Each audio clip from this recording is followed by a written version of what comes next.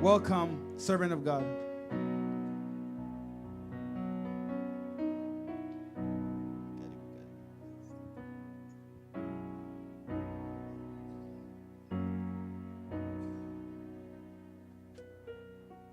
Yesu ashimwe. Nshimye Imana I thank God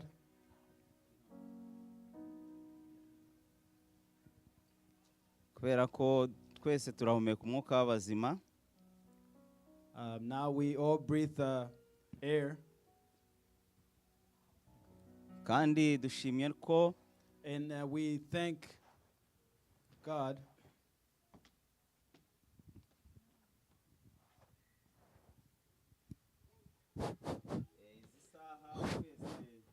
at this hour.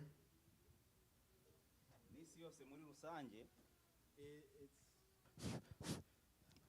All of us, impanda itari yavuga, the people who may not speak, tugifite uburenganzira bwo gutunganya ubugingo bwacu.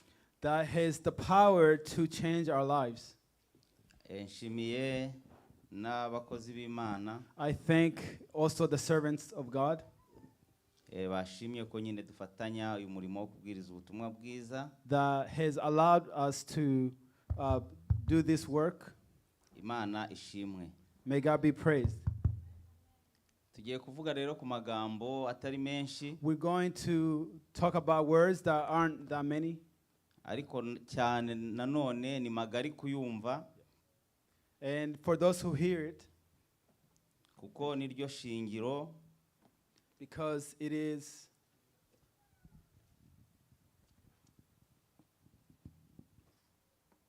katubanze dusome ijambo ry'Imana mu gitabo cy'Itangiriro, let us read the word of God in the book of Genesis, ibice bibiri dusome umurongo wa 7. and it's going to be chapter 2, line 7. Noneho ndaturebere Abatesalonike ba mbere ibice 5 umurongo wa 23. Thessalonians chapter 4, Ibice 5 umurongo wa 23. it's going to be chapter 5, line 23. Itangiriro ibice bibiri That's going to be Genesis chapter 2. umurongo waho wa 7. It's going to be line 7. Kadusome undi aradusomera mu Batesalonike ibice 5 umurongo wa 23. Another person will read Thessalonians chapter 5, line 23. Haranditse ngo Uwiteka Imana irema umuntu mu mukungugu wo hasi, imuhumekera mu mazuru umwuka w'ubugingo, umuntu ahinduka ubugingo buzima. In English it says, "Then the Lord formed the man from the dust of the ground and breathed into his nostrils the breath of life, and the man became a living being." Abitesalonike 5 ku murongo wa 2 haravuga ati umutwe w'ijambo impanuro. Kandi Imana nyene amahoro abe ariyo ibeza rwose, kandi mpwemu yanyu n'ubugingo n'umubiri vyose hamwe bizigamwe ngo bize bisangwe bitagira umugayo, aho umwami wacu Yesu Kristo azozira. Imana ibaho umugisha. Umutwe w'amagambo The title nuri hano mu magambo dusomye avuga ku bugingo. it is here in the words that we just read talking about life. Ubugingo Life, kubusobanura biragoye ariko no kubwumva biroroshye. to really translate or explain that it's hard, but it's really easy at the same time. Ubushize batwigije ku magambo avuga ngo gusenga guhindura ibintu. The last time we were taught that prayer that changes things. Iyo umuntu asenga When a person prays, ababwira iyo atareba n'amaso, they are being told what they cannot see with their own eyes. ariko nanone aba yizera ko yumva. but at the same time they believe that they hear. abantu twese turi hano People, all of us here, n'abari ku isi yose, and the people all over the world, umuntu agera hano kuri ino si the person gets here on this world, nta ruhara aba yabigizemo. they did not do anything to get here. Ajya kwibona akabona ari ku isi. They just come and then they just see themselves on earth. Umuntu aba umwirabura nta ruhare yabigizemo. The person becomes a black person because they didn't choose to. Ajya kubona gusa akabona yavutse asa gutyo. They become born and they see that they're black. Nigeze kubwira abantu ndababwira nti jye namaze igihe kirekire ntazi ko ndi mugufi. And then I've told people for a long time I didn't know I was a short person. Kubera ko nakijijwe hariho igihe cy'ububyutse, Because I was saved in a very different time, kureba ko abantu to see people cyangwa ukuntu natekerezaga, or to see to the way I pay attention, numvaga ngomba kujya mu ijuru kandi byihuse. I felt like I needed to go to heaven in a hurry as soon as possible.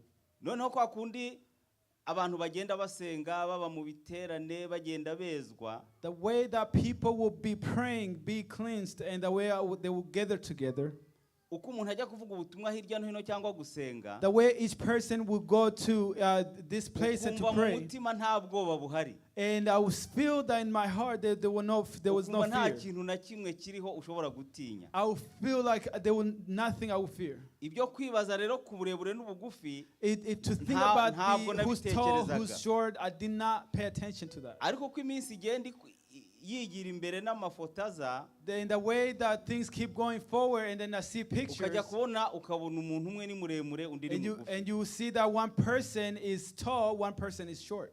Ibyo nta ruhare umuntu abigiramo. A person doesn't choose that. Sinzi mwe niba mwaracukumbuye mugasanga harimo umuntu ubigiramo uruhare. Maybe you have searched and see somebody who chose to be that way.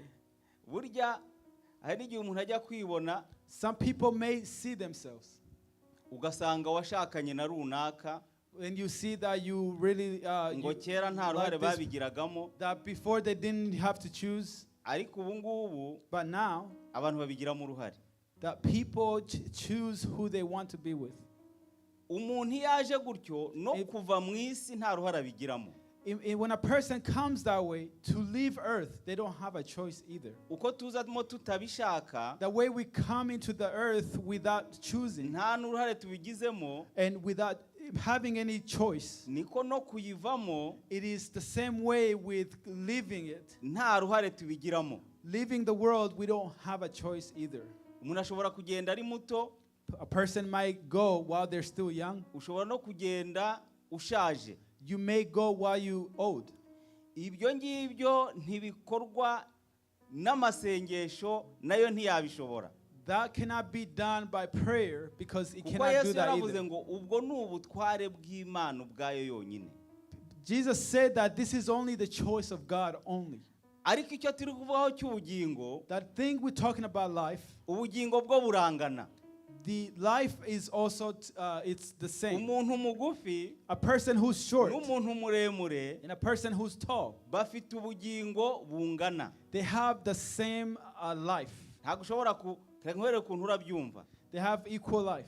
Ubu abantu bose bicaye hano, Each person sitting, nawe wihereyeho, it's including yourself. uri hano ariko uri no gutekereza ibindi. You are here, but you are paying attention to other things. Umuntu ashobora kuba ari hano, A person may be here, ariko akaba ari gutekereza ibintu byose by'i Burundi aho yaciye byose akabirangiza, but they might be thinking about all the things in their past and they finish it, kandi yicaye hano. even though they're sitting here. Ndetse n'ubugingo ni bunini cyane Even life, it's so big, kuruta uko umuntu angana.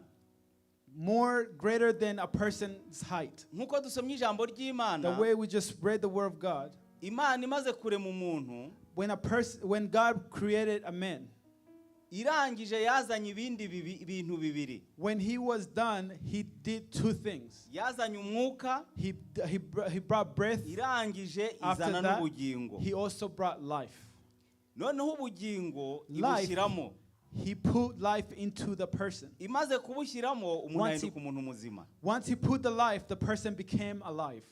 Iyo usomye bibiliya Once you read the Bible, usanga kuriya muntu you see that that person, ntabwo yari azi gutekereza ikibi cyangwa icyiza. they did not know the difference between good or bad. Niyo mpamvu ririya jambo rivuga ngo umuntu abona ubugingo buzima. That's why the Bible tells us the person saw themselves becoming alive. Iyo usomye bibiliya usanga ko ubugingo bwandujwe nuko umuntu yariye ku giti kimenyekanisha icyiza n'ikibi. When you read the Bible, you see that people knew good and bad because they ate from the tree of life and good. Aho rero niho umuntu agwa cyangwa se akahakirira. That's a place that a person may fall or may be healed. Pawulo yandikiye abatesalonike Paul wrote the Thessalonians ahita avuga ibyo bintu bitatu. and he said those three things. Aravuga ngo imibiri yanyu, And he said your bodies, ubugingo bwanyu your life, ndetse n'umwuka and also your breath.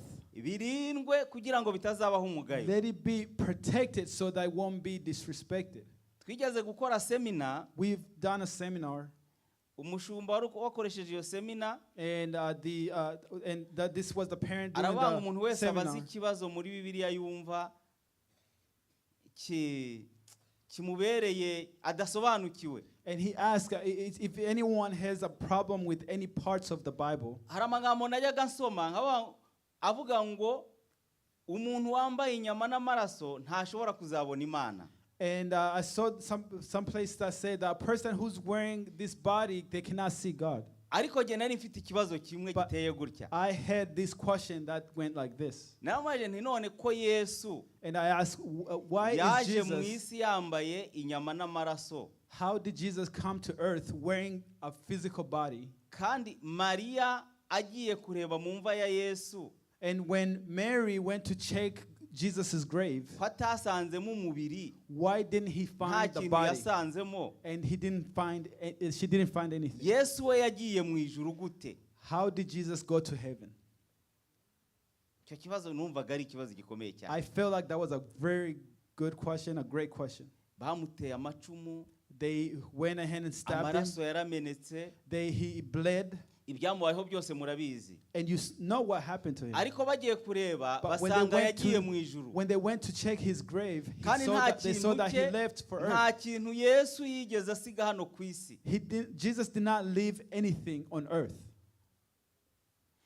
Impamvu The reason, yaranshubije ariko nkomeza ngiye nashakisha, he answered my question, but I keep naje looking. gusanga mu rwandiko Pawulo yandikiye Abakorinto ibice bibiri, Abakorinto ba kabiri ibice bitanu, when Paul wrote to the Corinthians, yavuze ngo muri uno mubiri he said that in this body, tunihiramo we are in it, kandi tugenda dushaka kugira ngo dushyikire ibitabora.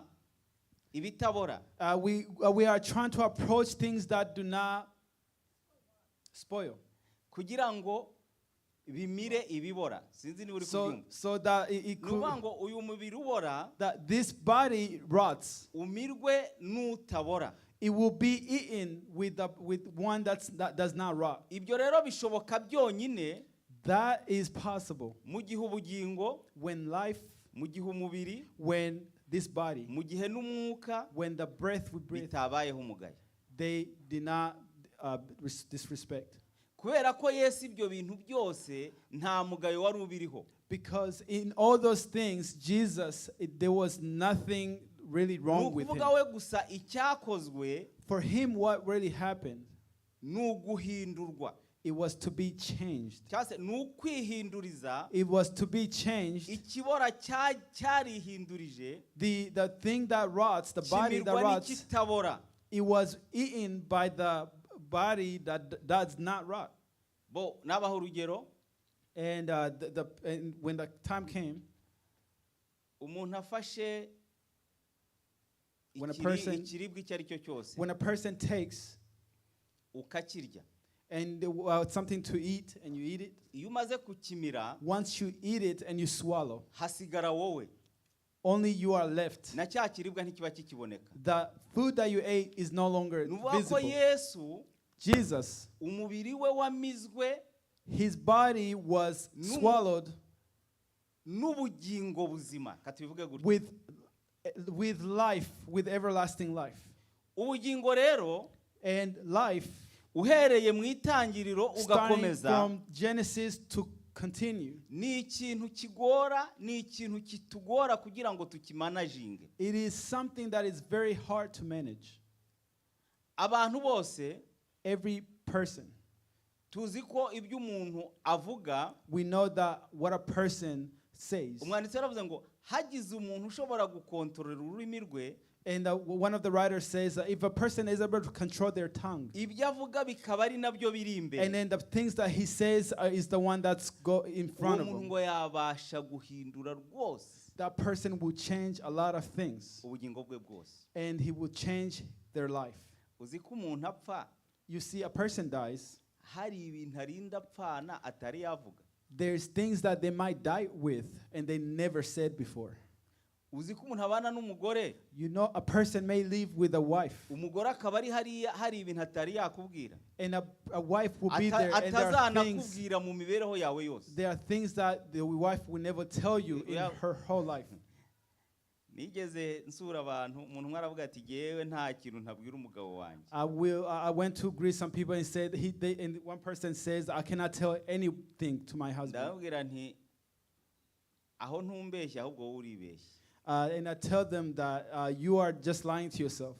Impfu nyinshi ziri kubaho z'umugore n'umugabo bicanye, A lot of deaths that happen between husband and wife, ni abantu mu kanwa kabo kenshi uzasanga harimo ngo Sherry I love you. it is a lot of people that you Sherry, see I love you. that says, oh, baby, I love you. Hari abaheruka kwicana muri aparitoma ntuyemo, There are people who killed each other in the apartment that I bo live rwose in. baragendana ukavuga uti aba ni abamarayika babiri bibanira.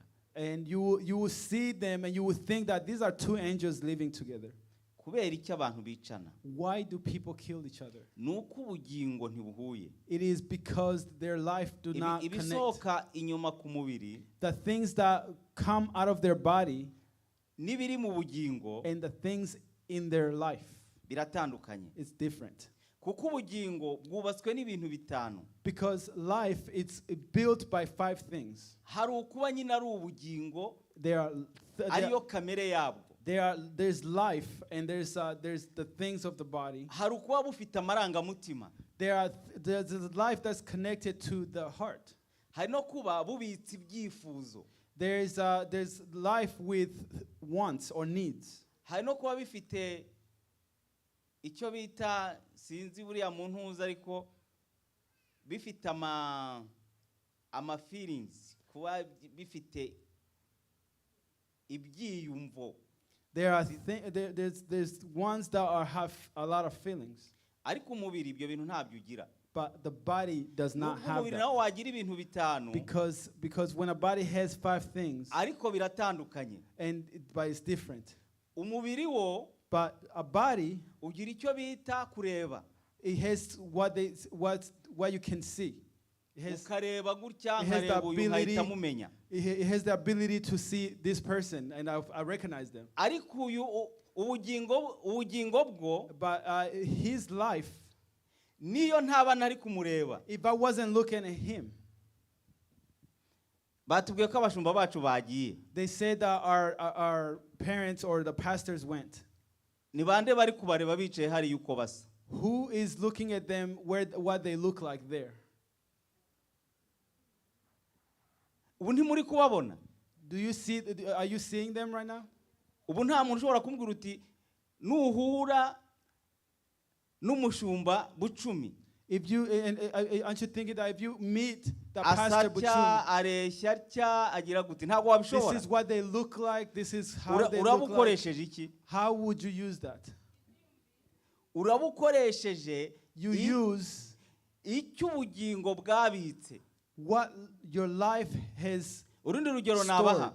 And then another example. Umuntu ashobora kuryama, A person may go to sleep.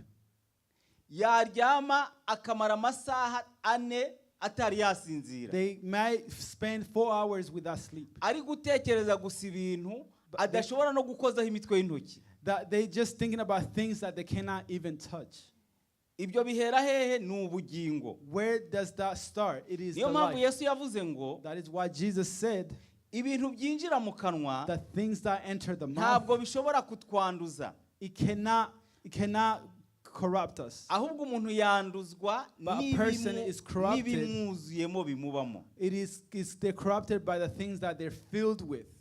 Ntabwo abantu bazajya mu ijuru mu gihe dutegereje imbere, There are the people won't really physically go to heaven. ahubwo abantu bose bumvise ijambo ry'Imana People who heard the word of God, bashobora kwicara mu ijuru mu buryo bw'umwuka. they may sit in heaven in terms Ayo of magambo Paul spirit. nawe yarayavuze. And then Paul also spoke of this. Nuva ko intekerezo zacu, That our hope, ibintu byose bigize ubugingo ari bizima, that everything that has life is tuba alive. twicaye mu ijuru mu buryo We will be bw'umwuka. sitting in heaven in spirit. Muri kunyumva uko ndi kuvuga? Do you understand this? Nuva ko kugira ngo umuntu akizwe For a person to be saved, ntabwo agomba guhera hano inyuma they cannot start here in the ngo front, babone ko uri umuririmbyi, so that they see that you are a singer, babone ko uri umupasiteri, so that they see you are a pastor, babone kubyina cyane. they see that you know how to dance.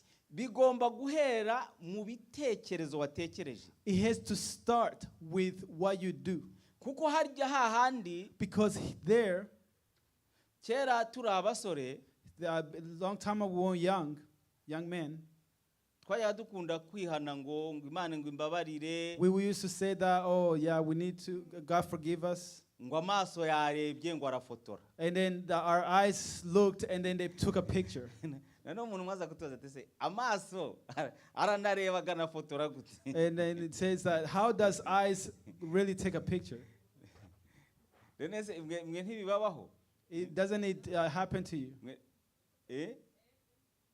Nibyo kuvugisha ukuri burya Imana It is good to bana tell bango the mu bantu truth. nkunda umuntu uvuga ibiri mu kuri, ibiri iby'ukuri byose biri mu mutima we. God loves the person that tells the truth, all the truth in them. Buriya umuntu ashobora gutekereza akavuga ati kugira ngo nce imbere y'uriya muntu, And a person might say that for me to pass in front of that person, agapanga ibintu aramubeshya. and then they will plan things to Avuga ati, lie. ndavuga gutya, I mvuge will gutya, say mvuge this, I will say this, and say gutya. this. Noneho wamara kubivuga, And then once you say it, yo wa muntu agahita avuga ngo yo and that person will say, no, no, ngo ngo Yo. wagize ibibazo rwose ngo That- ihangane. that you have faced problem, just be patient. Ariko wowe muri wowe ukaba uzi ko umwemeje. But within you, you feel like you have agreed with them.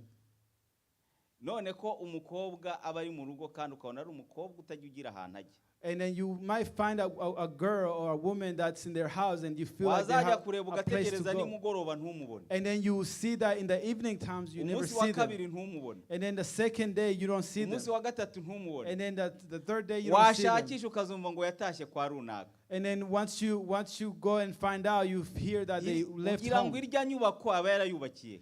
And then for that to happen is because they planned it. Aba yarayubakiye mu bugingo. They have planned it in their life. Aba yarabyubakiye mu bugingo bwe. They have planned it in their life.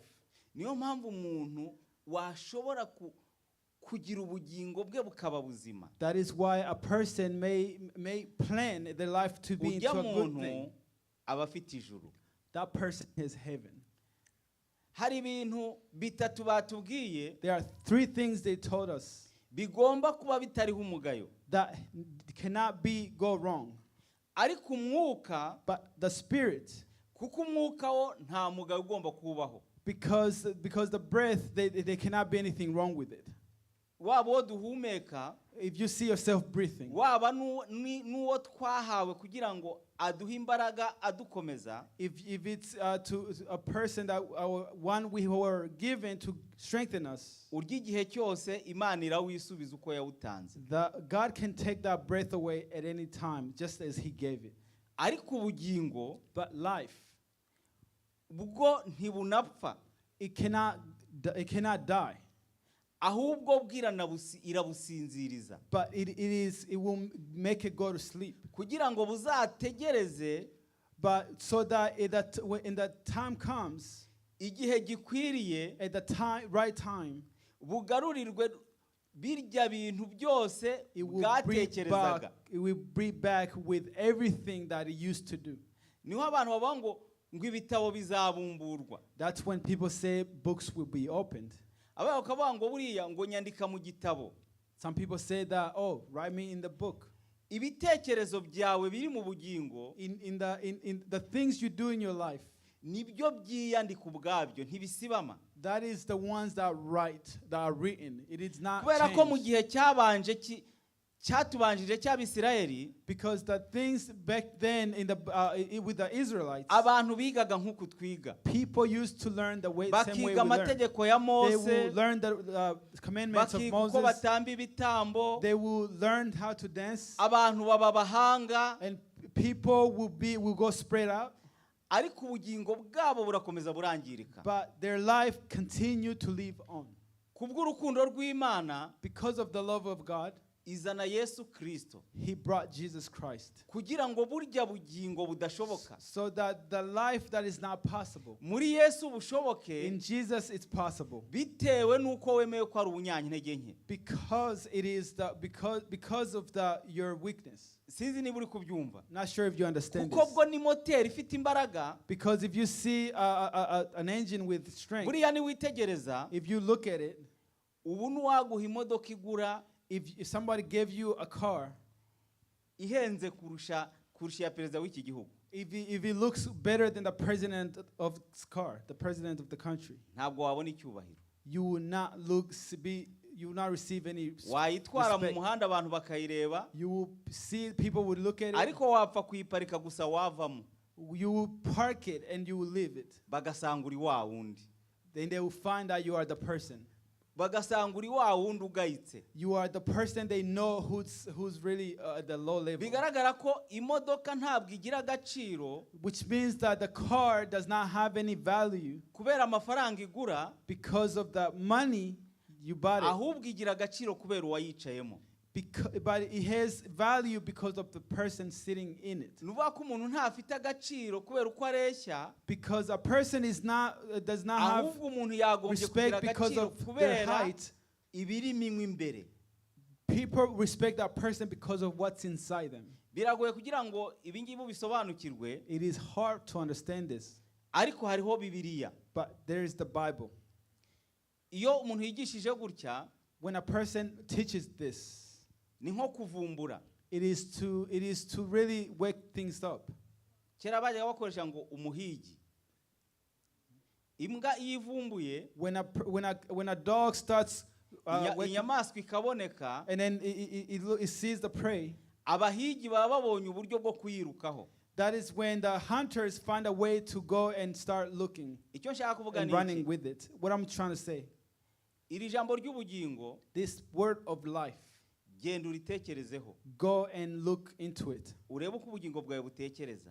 Look to see if your life is really Nujya going the way ugenda mu you're nzira supposed urebe to. uko butekereza. The way you go and you walk in your Nujya ujya house, see the kuvuga way you walk. urebe uko butekereza. Look the way you speak and see you speaking the way you're Burya hari supposed to igihe speak. bavuga ngo mbese ngo murabakunze ngo ye. And then some people say, "Oh, do you love to see them?" You say yes. Burya usanze ubanga, And then if you see that you actually wavuga don't like uti, them, Mwami mbabarira kwangana. you can apologize to God and say, "God, Icyo gihe nta forgive me rubanza for hating." uzacirwa. At that time, you will not be judged. Ariko noneho reba uvuze ngo ndagukunda. But if you say that I love you, Bavuga ngo abasinziriye bazazuka, and some people who are sleeping, they will abazaba be bakiriho awakened. bahindurwe. Those people who will be alive, they will be changed. Ngaho reba uhinduriwe, ibiri imbere byanjye bikajya inyuma. Just think about it, that if I was to be changed, the things inside me go into the Imbere front. y'umudamu, imbere ya mwarimu, wakifata gute? How would you perceive that in front of the Niyo mpamvu evangelist? Bibiliya ivuga ngo bazakorwa n'isoni. That is why the Bible says that they will be embarrassed. Kuba mwari muzi ko ndi umuntu mwiza, If you know that I'm a beautiful tukaba person, twari tuzi ko uri umuntu mwiza, and we know you are a beautiful person, uzi kwitanga, and you know how to give yourself up, kugira ibintu byose tubona dukora, you know how to volunteer or do things we do. ariko wahindurwa But once you are changed, bakagusanga uri umurozi, you- wahungira. once you change, they will find that you are actually Ibaza a ahantu witchcraft. wahungira. You are witchcraft, and you do Uretse witchcraft. gukorwa n'isoni, And you ngo are embarrassed bazakorwa n'isoni. that they will be embarrassed. Nahawe nanjye gutekereza, And now I would start looking. turacyari muri uru rugendo, We are still in this journey. turacyasiganwa, We are still trying to ariko hari ijambo follow ry'Imana along. riduhumuriza. But there are things in God that really gives us Yesu hope. yaravuze ngo yemwe abarushye n'abaremerewe, Jesus says that those who are tired and muze weary, munsange ndabaruhura. come to me and I will give you rest. Ibintu birushya abantu ntibituruka inyuma, The things that are greater than people doesn't come ibintu from birushya the back. abantu bituruka imbere mu bugingo. The things that really changes people comes from the inside. Aho ngaho niho dukwiye gutangirira kurwanira. That is the way where we need to start to Harya iyo fight. wamaze kuharwanira, Once you fight there, nibwo uhimbaza n'Imana. that is when you actually please Umwuka God. wera kwinjira biroroshye. And the Holy Spirit to go into it is Harya easy. wamaze kuharwanira ukanesha, There, once you fight and you win, umwuka wera kwinjira biroroshye. the Holy Spirit to enter you is easy. Ni nko guhumbya. It is to Ujya really kumva to just move, ukumva yaje gusa. and you just feel like the Holy Spirit came. Impamvu abantu muri iyi minsi tutari kuzura umwuka wera ni iyihe? The reason people aren't filled with the Holy Spirit is this: Kandi guhimbaza turahimbaza. we worship God. Ndetse abantu baravunika cyane. People even try to break Bashyiramo themselves. imbaraga nyinshi They will even put a lot of strength. cyane. They will put a lot of strength. Ariko abandi But some others, batubanjirije buzuye umwuka wera bategereje gusa. they are they are filled with the Spirit and they just Kubera ko watching bari bahuje umutima, because they were one. ibitekerezo byabo byose byari bimwe. Because all their plans were one. Ibyo batekerezaga biriya ntibishyira ku mugaragaro, The things that are ariko talked bavuga about, the ko Bible bari doesn't bahuje talk about. umutima. But it says that they were Icyo one with bari the heart. bahurijeho ngo bari bategereje. They were just observing. Niba bari bategereje ibyo Yesu yababwiye. They were just observing what Jesus has told them. Mwene data umwe wari utuyoboye, One of the leaders that used to lead us, twigeze kugenda turi korari tugiye kuririmba ahantu. we were going as a choir to sing somewhere. Dufata iminsi turiyeza, And we took time to repent and cleanse. hari harimo n'ikindi kitameze neza, Imana irakitubwira turitunganya. There were one other thing that wasn't good and we repented. Noneho turimo tugiye guhagura tugiye, When we were on our umuyobozi way, aravuga ati rero and then one person says, mureke turwanye ibitekerezo birwanya ubugingo. the leader says that let us fight against the things that fight life. Aravuga ati kuko abantu tugiye kuririmbira, Because the people we're going to sing for, murabazi, twari tubazi, you know them. bari abanyempano bateye ubwoba. They were great people. None aravuga ati rero noneho buri muntu wese ajya agenda areba amaraso ya Yesu. So each person needs to Ugenda look at utekereza the uburyo Yesu blood of yavuye Jesus amaraso, Christ. uburyo Because yakomeretse, just look at the uburyo things, nyabuneka ntihagire the way Jesus was bleeding, ntihagire umuntu everything. ureba ku ruhande. Don't look on the side. Twageze ahantu turi kwitunganya gusa bundi bushyashya. We were in a certain location, we were just repenting again and being cleansed. Abaririmbyi barindwi buzura umwuka wera. 7 singers were filled with the Holy Tuba Spirit. tugiriye inyungu mu rugendo. And then now we just gained in this Kubera journey. iki? Why? Byari biri kugenda Because things were going. bigenda. It was just going and going. Imana rero guha umugisha. May God bless you. Biragoye kumva ijambo ry'Imana muri iki gihe. It is hard to listen to the word of God these days. Ariko wiryumva nk'iryanditse. But you who listens to it like it's written, Yubakire ku bitekerezo utekereza. build your life based on what you see. Ntubirebe ku magambo bakubwira. Don't just listen to the words people Hari tell you. n'abasigaye bapostinga bakagushuka. People still, even nowadays, they post and then they will just confuse. Bakavuga ngo uri indashyikirwa. They will say that whose turn is it? Barya baba bakuroshe ntabwo uri indashyikirwa. Ibyo bashyize kuri WhatsApp ntabwo ari byo batekereza. Because those people are just saying Bafite things. ibindi They do not follow batekereza the things they utazi. put on WhatsApp. They have other things they're following. Niyo mpamvu utekereza ahubwo mu mutima wawe koko uri indashyikirwa. In your heart, so if you ask yourself, whose turn Imana is yacu it? tugirire neza. May God help us. Ndarangije I'm finished. nahanjye And this is the place ho gukomeza uru rugamba rwo kwizera. for me to continue the war of believing and having Nahawe faith. It is for you. ho kureba ibiri imbere yawe ukarwana nabyo buri munsi. It is for you to see what's in front of you and fight it Kugira ngo every ubwo day. tuzahindurwa Because when we are changed, tutazasangwa turi mu mwenda. we won't find ourselves we are embarrassed. cyangwa niyo utahindurwa kuko nabyo birashoboka, And if you're not changed, it's possible. rirya jambo bandika The bavuga ngo- word that they've ngo written rest in peace, that says rest in peace. kuko uba uruhukiye mu mahoro. That means that we are resting in peace. Kuko hari utaruhukira mu mahoro Some people aren't resting in peace. akakomeza arwana na bya bindi. And they just continue to fight the same thing. Nyamutunzi yaravuze ngo ndimo ndashya, That one of the rich man says, I'm burning. nyabuneka ntonyangirizaho umutonyi w'amazi. Can you give me a small amount of water? Bigaragara ko To show that abaruhukiye mu mahoro they are resting in peace. n'abaruhukiye mu mubabaro Those resting in pain, barateganye. they are really not too far from each other. Ikirimo gusa n'umworera. It is just like the Nuko fire. umwe atazamuka ngo ajye aho undi. It is because one cannot go to the other side. Reba rero wararirimbanye n'umuntu uzi ko akijijwe, You sang with the person who you knew was saved. rest in peace yagera The rest in peace come, wakajya abona uri kurira. and then they see that you're crying. Ahubwo uti nyabuneka ntabara. And then they'll say that, oh, just save me, please. Ariko ibyo ntibizatubeho. But may not happen to Twebwe us. twumva ijambo ry'Imana buri munsi. Let us, we hear the word of God today. Imana ibaha umugisha. May God bless you all.